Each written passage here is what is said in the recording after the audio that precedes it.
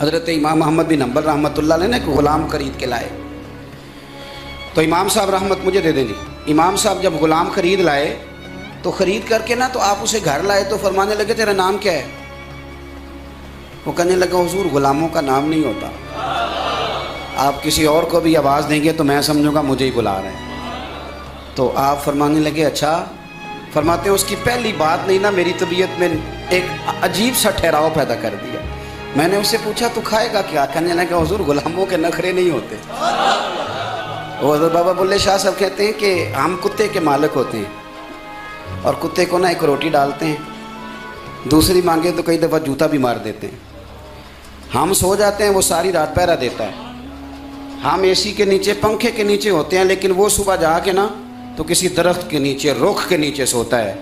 فرماتے ہیں جس کا تو مالک ہے اس کی ڈیوٹی دیکھ اور اپنا انعام دیکھ، ایک روٹی، اور فرمانے لگے جو تیرا مالک ہے۔ اب شعر سنیں، اب آپ کو سمجھ جائے گی کہ صوفی بتاتا کیا ہے۔ بابا صاحب فرمانے لگے راتی جاگیں تے شیخ صدا میں، راتی جاگ دے کتے تیتھوں اتے، لفظ سادے ہیں پر پیچھے بولنے والا چونکہ اللہ کا مقرب ہے تو تاثیر دیکھیں کتنی ہے۔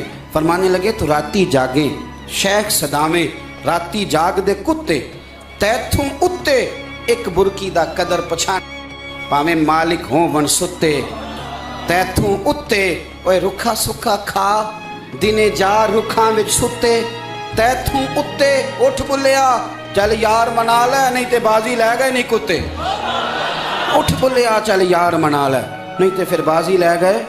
تو دیکھنا کہ وہ اللہ تیرے اوپر کتنی نعمتیں کرتا ہے اور تو کہتا ہے میری فجر میں آنکھ نہیں کھلتی۔ تو میں دوستوں سے کہتا ہوں نماز قربانی والی تو ہے ہی فجر، تو اگر تیری وہاں نہیں کھلتی تو پھر تو قربانی کیا دیتا ہے نماز کے لیے؟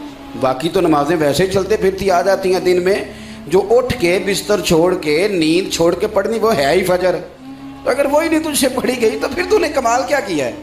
اور میں آپ کو عرض کروں یہ بھی بہت بڑا بہانہ ہے کہ میری آنکھ نہیں کھلتی۔ میرا ایک سنگی سعودی عرب میں رہتا ہے، تو میں جب بھی اس سے ملتا میں اس سے یہی پوچھتا فجر پڑھتے ہو؟ کہتا ہے حضرت جی دعا کریں۔ اب یہ بھی بڑا مسئلہ ہے، تنخواہ لینے جانا ہو تو لوگ دعا نہیں کراتے، فٹافٹ بینک پہنچ جاتے ہیں، لیکن نماز کے لیے دعا کراتے ہیں۔ وہاں کوئی تویز یاد نہیں آتا، کوئی نہیں کہتا میرا تنخواہ لینے جانے کو دل نہیں کر رہا۔ کبھی کہا ہے کسی نے ایک کو تویز دے دیں فٹافٹ چلے جائیں گے، نماز کے لیے تویز لیتے ہیں، دعا کریں جی۔ تو جس دن اس کی واپسی تھی وہ مجھے ملنے آیا، کہنے لگا سویرے فلائٹ ہے تو میں رات کو مل لوں۔ میں نے کہا کتنے بجے؟ میں نے کہا 4 بجے۔ تو میں نے کہا تیری تو رہ جائے گی، تیری تو آنکھ ہی نہیں کھلتی۔ چپ کر گیا، کہنے لگا جی نہیں وہ 50-55 ہزار روپیہ بھرا ہوا ہے، آج تو لگنی نہیں ساری رات، یہ ہنسانے کے لیے نہیں، یہ سمجھانے کے لیے۔ میں نے اسے کہا یار عجیب بات ہے نا، 50 ہزار کے لیے تو رات بیدار رہ لیتا ہے تو اپنے رب کے لیے کیوں نہیں بیدار رہتا؟ بات کو سمجھے۔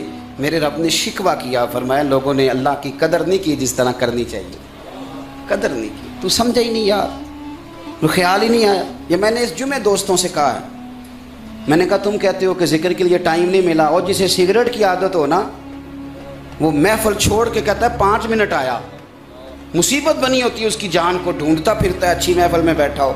سگریٹ والا جا کے کسی کونے میں اپنے من کی پیاس بجھاتا ہے، تو درود و سلام والا ہے، اور تجھے پیاس ہی نہیں لگی درود شریف کی، یہ تڑپ ہی نہیں ہوئی اللہ کے ذکر کی، تو نے مزاج ہی نہیں بنایا۔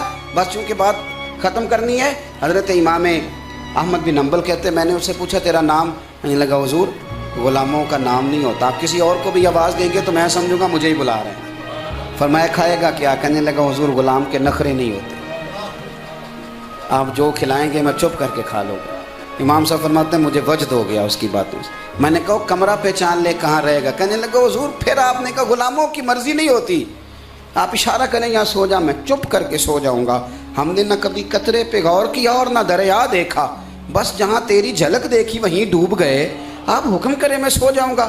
تو امام صاحب فرماتے ہیں اٹھ یار میرے سینے سے لگ، اور جا تو آزاد ہے، تو غلام نہیں، تو آقا بننے کے قابل۔